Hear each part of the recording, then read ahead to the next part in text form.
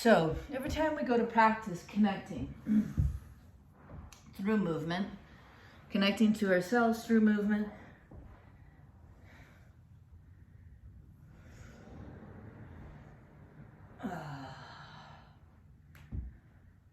kind of start with an inventory or a scan. You need something for your head. It can be as simple as a towel.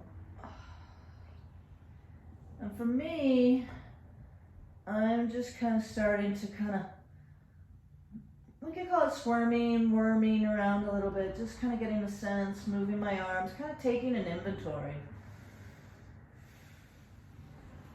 But one of the most powerful things that we can do over the course of connecting to ourselves through movement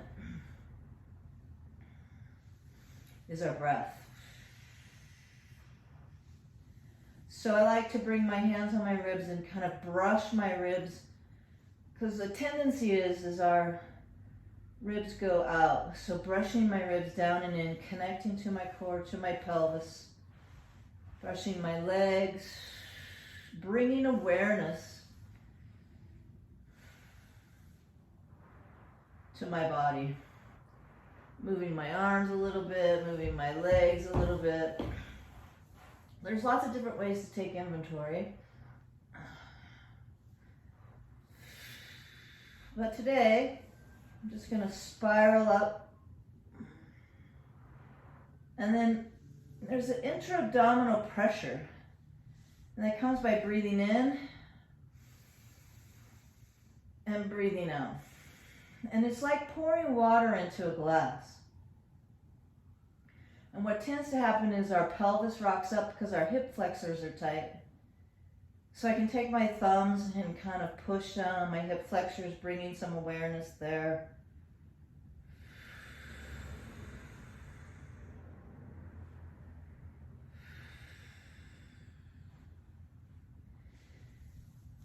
And another way that I can bring awareness is putting my hands in my waist and pushing in there, and then breathing in and pushing those out, holding my breath, lengthening my tailbone, but then I just tipped my pelvis up, lengthening my tailbone, lengthening the top of my head. My arms are tight, so I'm just going to do some little swirly arm moves, which then feeds into my upper back.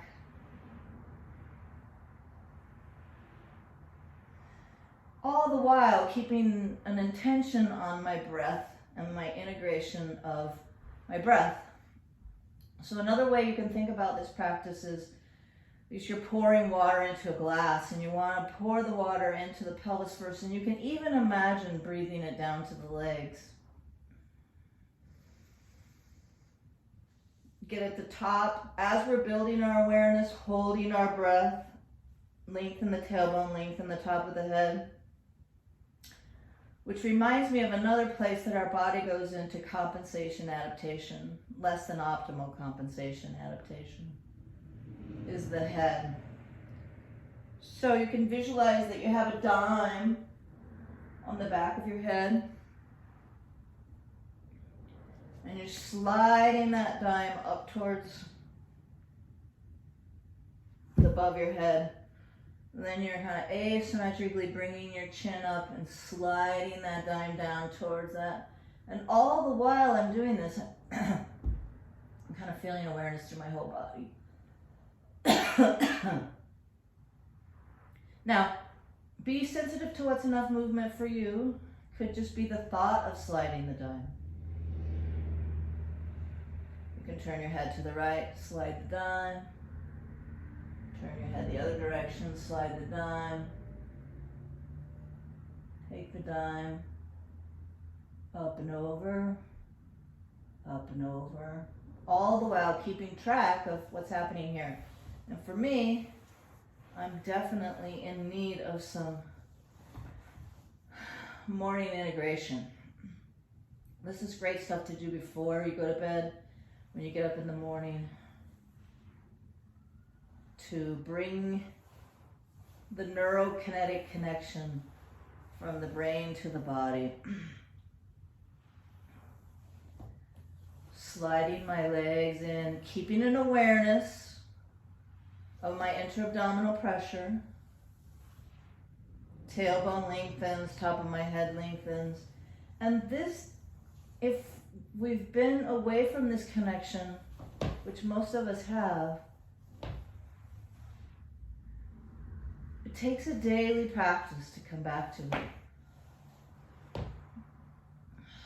Just gently stretching, gently moving. Now it feels like my body's a little more prepared to roll on my side, breathe. Kind of halo my arms up and over, keeping this connection.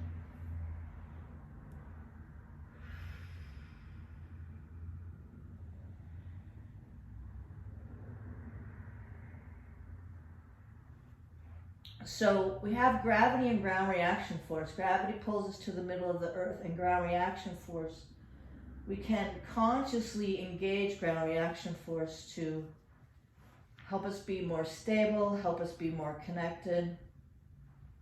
So I'm going to just gently asymmetrically push off my heels a little bit. And right now it feels like my spine needs a little loosening. So I'm going to use my arms, but we don't want to reach up and lose the integration.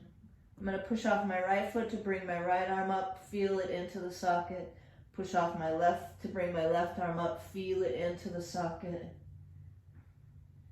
And then I'm just my weight is transferring. I'm pushing ground reaction force off of my feet to help me move in a spiral fashion. Up and over, down, gravity, intentionally releasing into gravity, up and over. Now when my arms get going over my head, it's easy for my ribs to pop up. So I'm gonna use my hands for awareness. Touch down. Breathing, intra-abdominal pressure. I might even do it a little bit more asymmetrical so I can stay more connected to that.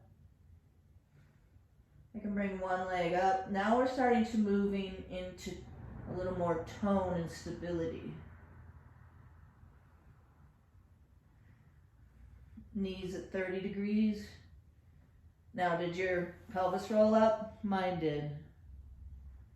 So back down. I'm going to try one leg at a time right there. I'm in integration. I'm in integration.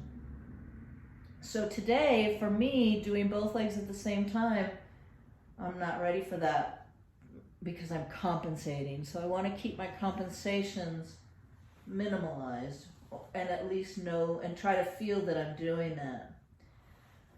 So I'm going to go over, asymmetrically bring my legs up, feel that spiral come through my whole body, push off my feet, lengthen.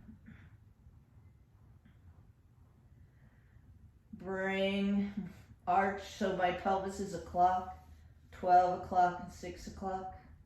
I can rock back and forth between 12 o'clock and 6 o'clock. I can push off my feet to do that. Just 3 to 5 repetitions in these things. It doesn't take a lot, but then as we get more developed and more tuned, this one here that kind of rings the fascial connections. Intra-abdominal pressure, 70%. Knees go one way, head goes the other way. Hand reaches, but what we want to develop is this sense that it's reaching and it's pulling me into more stability. If I do that, I don't feel that connection. But if I keep my shoulder in the socket and I reach and it's connected, it's gonna bring me into more stability, which then I can go bring my legs up, bring my feet up. Now I can do both. So what I just learned about today was my body, my core that goes from the middle of the earth to the stars, but more specifically my feet, my pelvis, my diaphragm, my throat, behind my eyes. When I gave it the stability of reaching, then I could come and connect without, my pelvis rolled up a little bit, but best practice is to come back out, reach, feel the connection. One leg comes up, one leg comes up, feet. I'm going to roll to the other side. See what it's like over here. Start to move the knees. Head turns. Hand reaches. This side's a little less connected, so I'm going to stay here for a little bit and work, bringing my shoulder into the socket like I'm reaching for something and trying to feel that it pulls me into more stability and connection, so eventually I can get what it is that I want. That's what happened to us from developing from our first breath to our first step, is these connections. And the more we can return to them, I say as we age and are developing our movement practice, the better we're going to feel. Now coming back, leg, leg, leg. So now I can kind of get to the tree hugging position. Notice here I've lost my connection. Here I have it. Round, my thumbs go out and around and I hug the tree and I feel that connection. Breathing.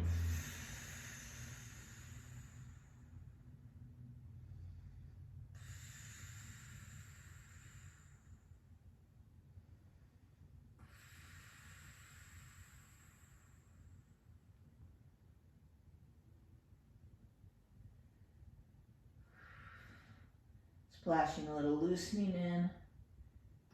One hand, one hand.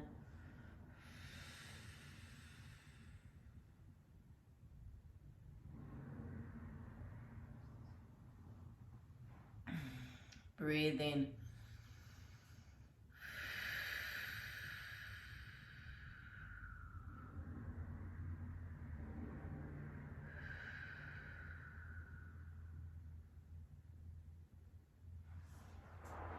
Tall sit. Pull the knees in. Feet flex up. Tip back a little bit. Put your hands here. Breathing.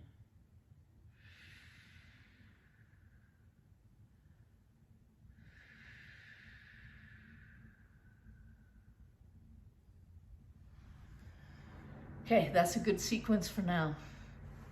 Practice.